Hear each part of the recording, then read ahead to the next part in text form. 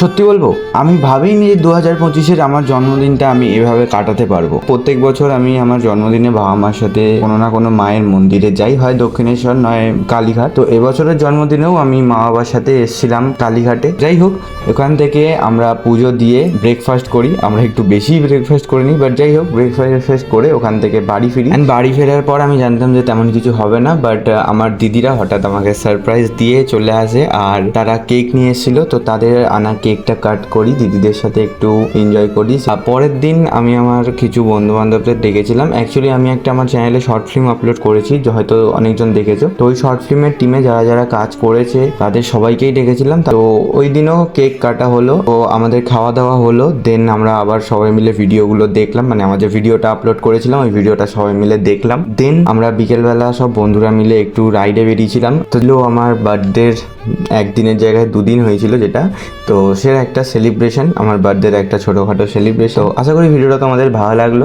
ভিডিওটা ভালো লাগলে লাইক অ্যান্ড সাবস্ক্রাইব করে দাও। দেখা হচ্ছে নেক্সট ভিডিওতে, ততক্ষণের জন্য গুড বাই।